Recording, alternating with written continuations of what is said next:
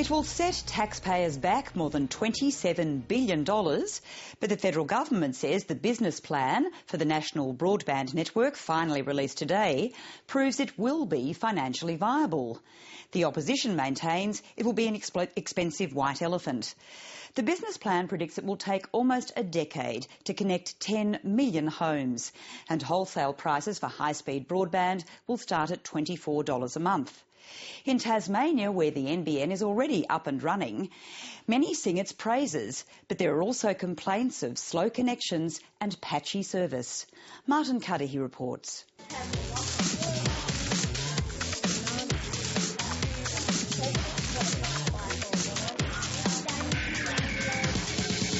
It's the final week of the year for children at Smithton's St Peter Chanel Catholic School in Tasmania's far northwest.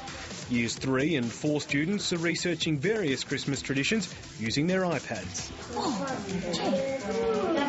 Does it actually tell us what a grotto is? The school's principal, Clynton Scharvi, pushed to get the National Broadband Network plugged in here.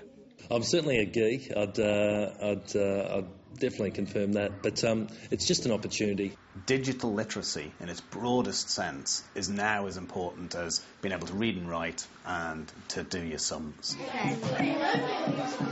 The 100 megabits a second connection costs about $1,400 a year, but Mr Scharvi says it enables collaborative learning like he's never seen. An iPad's part of an exercise book. It's accessible from the class, it's instant, and kids use it to improve their learning.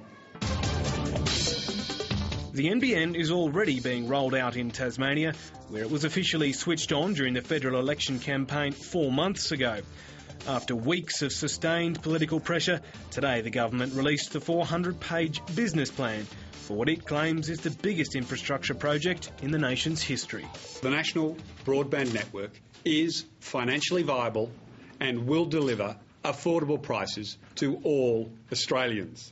It is going to be burning cash well into the 2020s. This is a monstrously expensive investment. Taxpayers will fork out $27.5 billion for the project, but the biggest surprise is the almost decade-long wait some customers will have to endure. It will take 9.5 years to connect 10 million homes.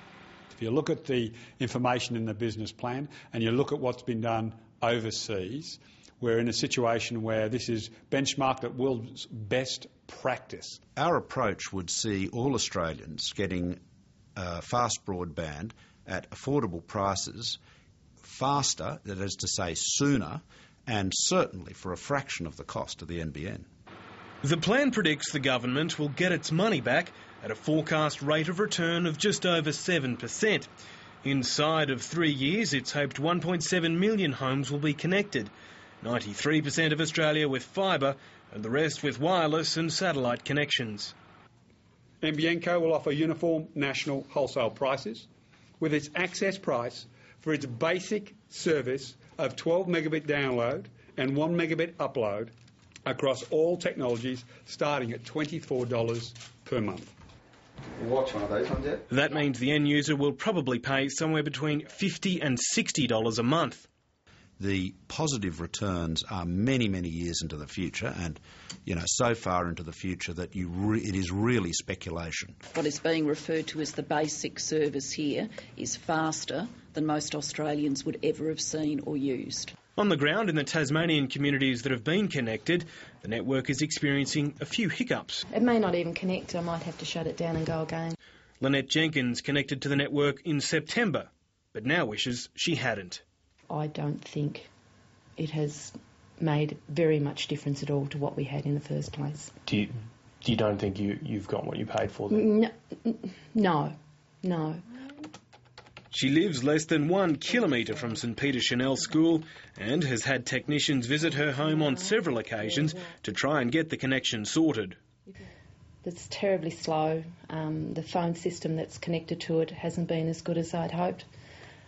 And if I had my time over again, I wouldn't have bothered with it for a while until all the kinks had been kicked out of it. When the 7:30 report visited, it took about 6 minutes to connect to the network, and the system appeared to struggle opening basic emails.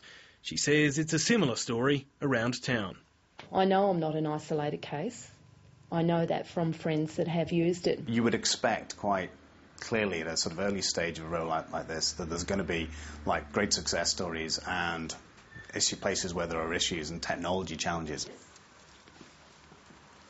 Professor Paddy Nixon has a long history in the IT sector, working with Microsoft and Intel, as well as leading a public consultation on next-generation broadband in Ireland.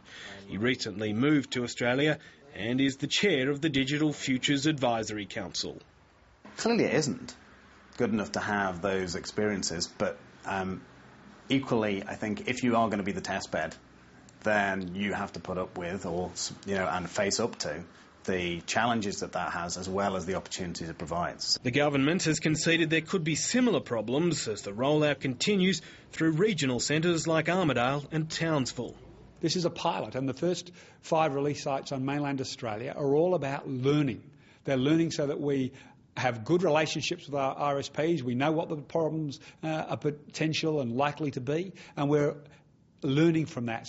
Well, the only feedback we've had has been I would say neutral or negative, to be honest. I haven't had any rave reviews coming back from Tasmania. There's also other issues in Tasmania. The most recent figures show of the people who can connect to the network, there's a take-up rate of 11%. Because it hasn't been enthusiastically embraced, the Tasmanian government brought in a new law enforcing people to opt out. That means homes and businesses that don't want to be connected have to actively refuse. What we're trying to do is get through all the teething issues. I'm aware of some claims in Tasmania that the NBN hasn't been performing, but I've looked into it, and what we're able to say is the NBN is performing as well as we could hope. And it's more than fast enough for the students and staff at St Peter Chanel School in Smithton.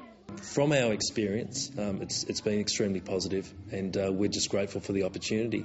Goodness me.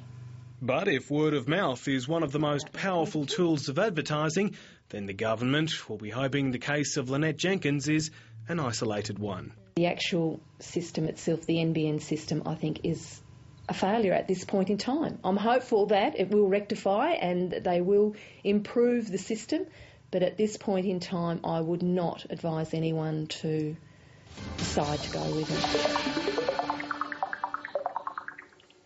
Martin Cudahy with that report.